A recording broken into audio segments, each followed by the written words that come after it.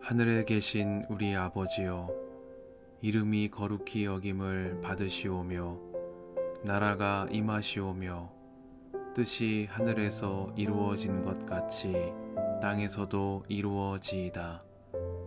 오늘 우리에게 일용할 양식을 주시옵고 우리가 우리에게 죄 지은 자를 사하여 준 것 같이 우리 죄를 사하여 주시옵고 우리를 시험에 들게 하지 마시옵고 다만 악에서 구하시옵소서.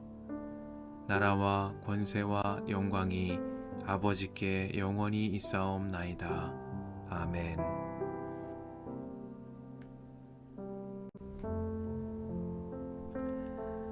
복 있는 사람은 악인의 꾀를 따르지 아니하며 죄인의 길에 서지 아니하며 오만한 자의 자리에 앉지 아니하며 오로지 주님의 율법을 즐거워하며 밤낮으로 율법을 묵상하는 사람이다.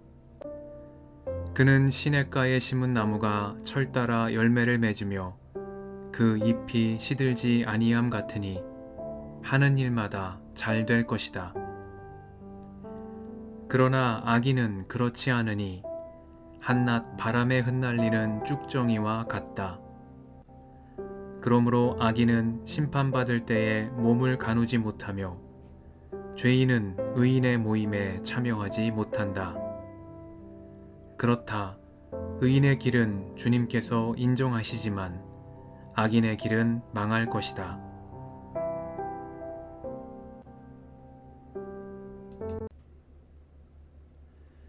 주님의 은총과 평화가 이 저녁에 여러분과 함께 하시길 빕니다. 복 있는 사람은 악인의 꾀를 따르지 아니하며 죄인의 길에 서지 아니하며 오만한 자의 자리에 앉지 아니하며 오로지 주님의 율법을 즐거워하며 밤낮으로 율법을 묵상하는 사람이다. 그는 시냇가에 심은 나무가 철 따라 열매를 맺으며 그 잎이 시들지 아니함 같으니 하는 일마다 잘 될 것이다. 말씀 앞에서 성령의 인도하심과 지혜를 구합니다.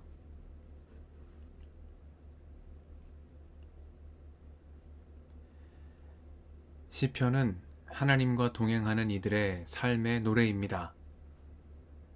구약 성경은 크게 오경과 역사서, 시가서와 예언서로 구분이 되는데 이 가운데 시편은 시가서에 속하는 책입니다. 시편이 삶의 노래인 이유는 시편 안에 우리 인생의 모습이 담겨 있기 때문입니다. 기쁨도 있지만 슬픔도 있는 인생입니다.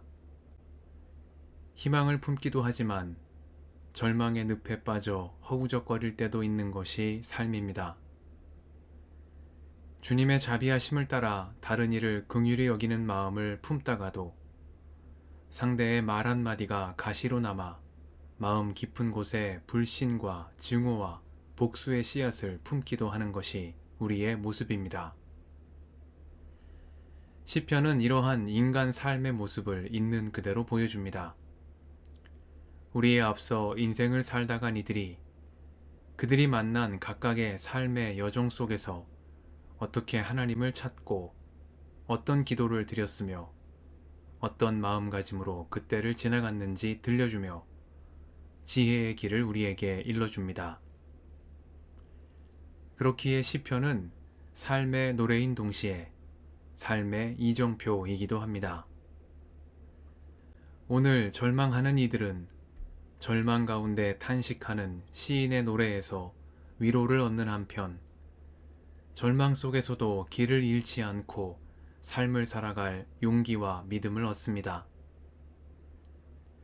지금 기쁨이 충만한 이들은 감사의 찬송을 부르는 시인의 노래와 함께 기뻐하며 우리에게 허락하신 하나님의 큰 은혜에 감격하게 될 것입니다. 시인은 이렇듯 모든 사람, 모든 삶의 이야기가 응축된 삶의 노래입니다. 시편은 전체 150편으로 5권으로 구성되어 있습니다. 시편이 5권인 이유는 오경이 5권이기 때문입니다.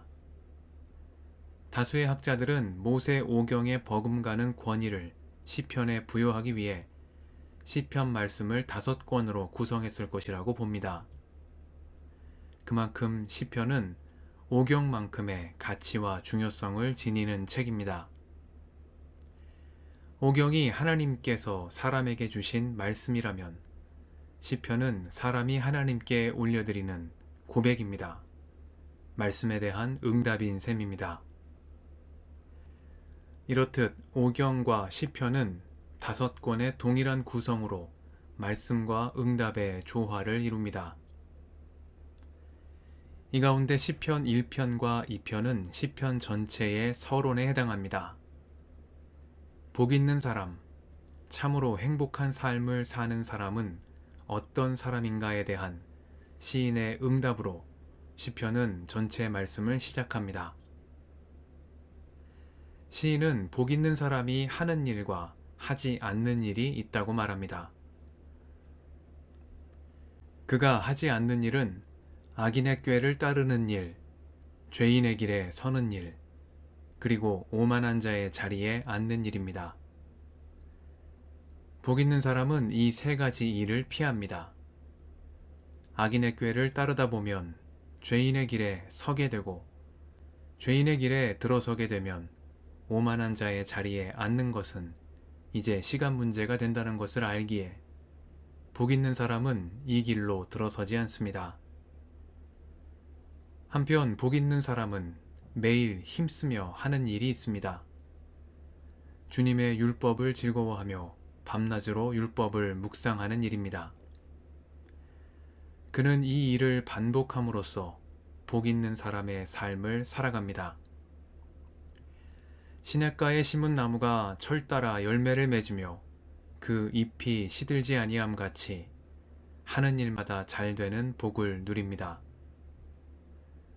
인생 어느 때나 누구에게나 찾아오는 실패와 고난의 시간들이 그를 시들게 하지 못합니다. 그는 하는 일마다 잘 되는 복을 누리는 사람, 시련을 통해 열매 맺는 사람입니다. 주님의 율법을 즐거워하며 밤낮으로 율법을 묵상하는 그 사람은 마르지 않는 시냇가에 심은 나무와 같은 사람이기 때문입니다. 시편은 이처럼 하나님을 의지하고 마르지 않는 말씀에 뿌리 내리며 살아가는 일을 복 있는 사람, 그런 삶을 복 있는 삶이라고 말합니다. 시편 낭독과 묵상을 통해 복 있는 사람의 길이 우리 삶의 길이 되기를 소망합니다. 한낮 바람에 흩날리는 쭉정이와 같이 되지 않고 시냇가에 심은 나무처럼 철 따라 열매를 맺으며 그 잎이 시들지 않고 하는 일마다 잘 되는 복된 삶을 누리는 우리가 되게 해주시기를 이 저녁에 간구드립니다. 함께 기도하시겠습니다.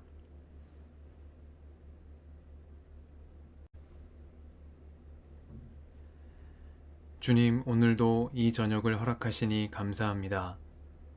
저희로 주님의 말씀 안에 거하며 철 따라 열매를 맺고 그 잎이 시들지 아니하는 복 있는 사람의 길로 나아가게 하옵소서.